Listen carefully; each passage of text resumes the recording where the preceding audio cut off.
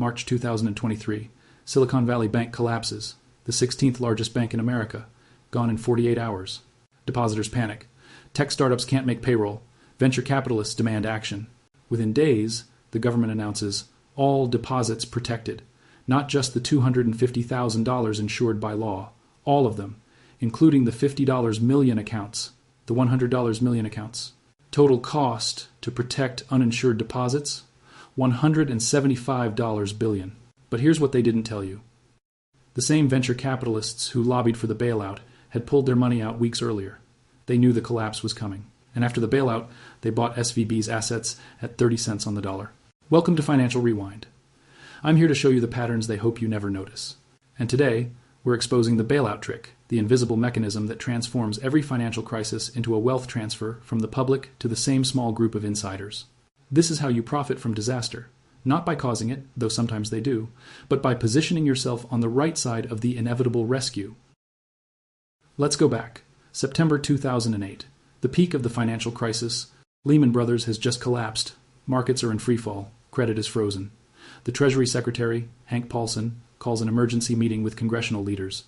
His message: we need $700 billion immediately. No oversight, no conditions. Just trust us.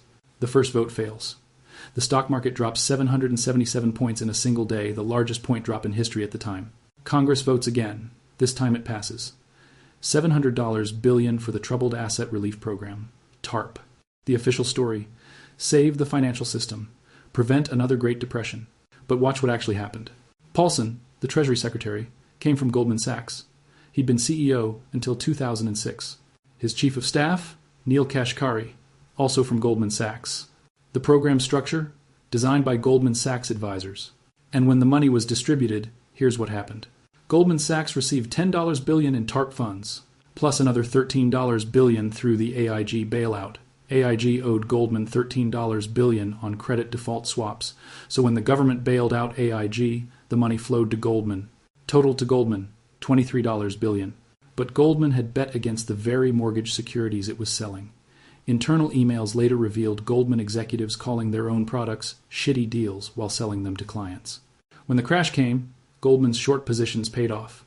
The firm made billions betting against the market. Then received billions more in bailout funds. Profit from the crash, profit from the bailout, double dip. This isn't an accident. It's a system. Here's how the bailout trick works. 5 steps, repeated in every major crisis for the past 40 years. Step 1. The setup. Major financial institutions take excessive risk. Why? Because in good times, the profits are enormous, and they keep those profits. In bad times, they know bailouts will come, so risk has no downside for them, only upside. This is called moral hazard, the academic term for heads I win, tails you lose. Step 2. The insider exit. Before the crash becomes public, insiders start pulling out. Not illegal insider trading, just coincidental positioning. In 2007, Goldman Sachs' CFO sold $250 million in Goldman stock, months before the crisis hit. Bear Stearns executives sold $1.4 billion in company stock in 2006 to 2007 before Bear collapsed in March 2008. Lehman executives cashed out $1 billion in bonuses in 2007. Lehman collapsed in September 2008. Were they trading on inside information? Investigations never found enough proof, but the pattern is consistent. Executives sell at the peak. Retail investors hold through the crash. Step 3. The crisis. The crash happens. Markets panic. Credit freezes. The economy teeters. But watch who suffers and who doesn't. Retail investors lose retirement savings. Homeowners lose houses. Workers lose jobs. But the executives who sold at the peak, they're sitting on cash, ready for the next step. Step 4. The bailout. Government announces rescue programs, always in the name of systemic stability. The Treasury creates lending facilities. The Federal Reserve creates emergency programs. Congress passes funding bills. The money flows to the largest institutions first, always, because they're systemically important. Small banks fail and get liquidated. Community banks get no rescue. But Goldman, Morgan Stanley, Bank of America, Citigroup, too big to fail, must be saved. Step 5. The buying opportunity. This is where the real money is made. After the bailout stabilizes the system, asset prices are still depressed. Real estate, stocks, corporate bonds, all trading at crisis prices. And who has cash to buy? The same executives who sold at the peak. They buy distressed assets at 20, 30, 40 cents on the dollar. Then ride the recovery fueled by bailout money and Federal Reserve stimulus. When markets recover, and they always do, because the government guarantees it, those assets return to normal prices. The insiders who bought at the bottom make 200%, 300%, 500% returns. Meanwhile, retail investors who panicked and sold at the bottom locked in losses. The wealth transfer is complete, from the many to the few, from the public to the insiders, and it's perfectly legal. Let's watch this play out in detail. The 2008 crisis. The setup. By 2006, housing prices were clearly unsustainable. Mortgages were being given to borrowers with no income verification. Ninja loans. No income, no job, no assets. Goldman Sachs was packaging these mortgages into securities and selling them to pension funds, insurance companies, foreign banks. But internal emails show Goldman knew they were junk. One executive called them nuclear holocaust waiting to happen. The insider exit. Goldman's CFO, David Viniar, sold $250 million in Goldman stock between 2006 and 2007. CEO Lloyd Blankfein sold $40 million. Other executives sold hundreds of millions more. Total. Goldman executives sold over $1 billion before the crash. The crisis. Subprime mortgages start defaulting. Bear Stearns hedge funds collapse in July. Bear Stearns fails in March. Lehman fails in September. Merrill Lynch sold to Bank of America. AIG collapses. Stock market loses $8 trillion in value. Unemployment hits 10%. 16 million people lose homes. The bailout. Treasury creates TARP. $700 billion. Federal Reserve creates emergency lending. $16 trillion, later revealed by GAO audit. Goldman receives $10 billion TARP plus $13 billion through AIG plus access to Fed lending. Total support to financial sector, over $20 trillion when you include guarantees. The buying opportunity. By March 2009, the S&P 500 has fallen 57% from its peak. Real estate prices down 40%. Corporate bonds trading at distressed levels. And who's buying? Goldman Sachs raises $5 billion from Warren Buffett in September 2008 at the depths of panic, giving Buffett preferred shares paying 10% interest, plus warrants to buy Goldman stock at $115. Goldman stock was at $125 when Buffett bought. By 2013, it's at $165. Buffett made billions. Private equity firms, funded by the same banks that got bailouts, bought foreclosed homes at auction. Blackstone acquired 80,000 single-family homes between 2009 to 2013. Average price, 40% below peak. By 2021, those homes had doubled in value. Blackstone made tens of billions. And individual investors? Most sold in panic in 2008 to 2009, locked in losses, missed the entire recovery. The wealth transfer was complete. But here's the part that proves it's systematic. It happened again, and again, and again. 1,987. Black Monday. Stock market crashes 22% in a single day. Largest one-day drop in history. Federal Reserve cuts interest rates, provides liquidity. Market recovers within 2 years. Who bought at the bottom? The same investment banks whose portfolio insurance programs caused the crash. 1,998. Long-term capital management. A hedge fund with $4 billion in equity and $125 billion in borrowed money collapses. Federal Reserve organizes a private bailout. 14 banks provide $3.6 billion to prevent fire sales. Why? Because those same banks were LTCM's lenders and counterparties. They were bailing out themselves. Within 2 years, the banks that organized the bailout bought LTCM's positions at deep discounts and profited from the recovery. 2001. Dot-com crash. Tech bubble bursts. NASDAQ falls 78%. $5 trillion in market value evaporates. Federal Reserve cuts rates from 6.5% to 1.75% in 1 year. Who benefited? Private equity firms that bought bankrupt dot-coms for pennies. Many became valuable again during the 2000s recovery. 2011, European debt crisis. Greece, Ireland, Portugal face default. European Central Bank and IMF provide bailouts totaling €500 billion. Conditions: austerity, privatization, fire sales of state assets. Who bought Greek assets? Hedge funds, private equity, often the same institutions that had lent Greece money at high rates before the crisis. Athens airport sold for €1.2 billion, worth €5 billion pre-crisis. Greek islands sold. Ports sold. Utilities sold. All at crisis prices. All to the same investment firms that bet against Greece during the crisis. 2020, COVID crash. Markets fall 34% in March. Fastest crash in history. Federal Reserve responds with unprecedented measures. Cuts rates to zero. Buys $3 trillion in bonds. Creates emergency lending programs for corporations. Who profited? Hedge funds that bought the March dip made billions when markets recovered by August. Private equity firms bought distressed retail chains, restructured them, and sold them at multiples during the recovery. And insider selling? In February 2020, before lockdowns, senators sold millions in stock after classified briefings on COVID severity. Senator Richard Burr sold $1.7 million. Senator Kelly Loeffler sold $20 million. Senator Dianne Feinstein sold $6 million. The public didn't know COVID was serious yet, but insiders did, and they sold. Was it illegal? Maybe. Were they prosecuted? No. Investigations closed with no charges. The pattern repeats. Every crisis. Same steps. Same beneficiaries.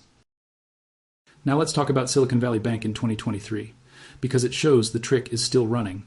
The setup. SVB held long-term bonds paying low interest. When the Fed raised rates in 2022 to 2023, those bonds lost value. SVB's balance sheet showed a $15 billion unrealized loss.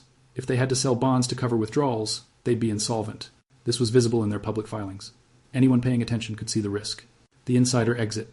In the 2 weeks before SVB's collapse, several venture capital firms quietly pulled their money out. Peter Thiel's Founders Fund reportedly withdrew its deposits. Other VCs sent private messages to portfolio companies, move your money out of SVB. Not illegal, just prudent risk management. But retail depositors? They didn't get the memo. They learned about the problem when SVB failed. The crisis. The 9th of March 2023. Depositors try to withdraw $42 billion in a single day. Bank run. March 10. SVB collapses. Regulators seize it. Panic spreads. Signature Bank fails days later. First Republic teeters. The bailout. March 12. Treasury, Fed, and FDIC announce all deposits will be protected, even those above the $250,000 insurance limit. Estimated cost, $175 billion in potential guarantees. Who benefits? Venture capital firms with $50 million, $100 million on deposit. Who pays? The FDIC insurance fund, ultimately backstopped by taxpayers. The buying opportunity. SVB's assets loan, portfolios, securities, relationships sold to First Citizens Bank. Purchase price, $72 billion for assets with a book value of $110 billion. First Citizens bought SVB for 65 cents on the dollar. 1 year later, First Citizens stock has doubled. The distressed purchase was enormously profitable. And who are First Citizens' largest shareholders? Private equity firms and hedge funds that bought stock during the crisis panic. The trick worked again. Here's the data that reveals the pattern. Wealth concentration after crises. After 2008, the wealthiest 1% recovered their losses within 2 years. The bottom 50% took 10 years. Many never recovered. After COVID 2020, billionaire wealth increased $1.8 trillion in 1 year, while 22 million Americans lost jobs. After every crisis, wealth inequality increases. Not despite bailouts. Because of bailouts. Why? Because bailouts stabilize the system for those with assets. They prevent total collapse. But they don't help those without assets. They don't restore jobs immediately. They don't unforeclose houses. They stop the bleeding for capital. They do nothing for labor. And meanwhile, asset prices crash, creating buying opportunities for those with cash. The bailout creates the conditions for wealth transfer, stabilizes the system just enough that assets are cheap but not worthless. Perfect for bottom fishing. So could this be stopped? Yes. But it requires redefining what bailout means. Option 1. No bailouts. Let them fail. If a bank fails, liquidate it. Pay insured depositors. Everyone else takes losses. This is what happens to small banks. Why not apply it to large ones? The objection: systemic risk. If Goldman fails, it takes down other banks. But that's only true because of interconnection, which itself is a policy choice. We could force separation, limit interconnection. Option 2, bailouts with consequences. If you take public money, you lose ownership. Sweden did this in the 1992 banking crisis. Banks that needed bailouts were nationalized, shareholders wiped out, management fired. After stabilization, banks were reprivatized and sold. Taxpayers made a profit. In the U.S., shareholders were diluted, but not wiped out. Management stayed. Bonuses continued. Option 3, automatic stabilizers instead of discretionary bailouts. Instead of case-by-case rescues, create standing programs that activate automatically in crises. Direct payments to unemployed, mortgage payment suspensions, automatic stimulus. This helps people, not just institutions, but it's politically impossible because the financial industry funds campaigns, lobbies, Congress, revolves through Treasury and Fed appointments. The system is designed by the beneficiaries, and they design it to benefit themselves. Here's what you need to understand. Bailouts aren't rescue operations. They're wealth transfer mechanisms. The crisis destroys wealth for the many. The bailout preserves wealth for the few, then creates buying opportunities for the connected. It's not a bug. It's the core function. And it's why the same people get richer after every crash. Not because they're smarter, not because they work harder, because they're positioned on the right side of the bailout. They sell at the peak, hold cash through the crash, buy at the bottom with bailout-stabilized markets. The public? Buy at the peak, panic sell at the bottom, miss the recovery, and the government guarantees the system works, ensures markets recover, creates the conditions for the insiders to profit. It's perfectly legal, perfectly systematic, and it runs every single crisis. Let me show you the human cost. A teacher in Nevada, her 401 is invested in index funds. She doesn't manage it actively, just contributes every month. The market crashes. Her balance drops 50%. She panics, sells everything in March 2009. She locks in a $80,000 loss, half her retirement savings gone. The market recovers. By 2013, it's back to 2007 levels. By 2020, it's doubled. She missed the entire recovery because she sold at the bottom. Meanwhile, Goldman Sachs executives who sold in 2007 at the peak, they bought back in at the 2009 bottom. They doubled their wealth. She lost half. Not because she made a mistake, because she didn't have the information or the capital to play the game. The system is designed to transfer wealth from her to them, and it worked perfectly. So here's the truth. Crashes don't destroy wealth. They relocate it, from the uninformed to the informed, from the leveraged to the liquid, from the public to the insiders. And bailouts are the mechanism that makes the transfer smooth. Without bailouts, total collapse would wipe out everyone, even the insiders. But with bailouts, the system stabilizes just enough. Markets recover, asset prices reflate, and those who bought at the bottom make fortunes. The bailout isn't for the public, it's for the insiders. It's the trick that makes crashes profitable. Goldman executives sold $1 billion in stock. The crash came. Bailouts arrived. They bought back in, made billions. Senators sold after classified briefings. The crash came. Stimulus arrived. Markets soared. They made millions. VCs pulled money from SVB. The crash came. Deposits guaranteed. Assets sold cheap. They profited again. History doesn't repeat. It reveals. And what it reveals is simple. Every crash enriches the same people, not by accident, by design. The bailout trick isn't new. It's been running for 40 years. Crash after crash. Bailout after bailout. The same insiders profit. Welcome to the trick. The one where crisis creates opportunity. For those positioned to receive it. The one where the government guarantees recovery, but only for those with assets to recover. The one that runs again and again. Because it works. And because the people it works for are the same people who designed the system.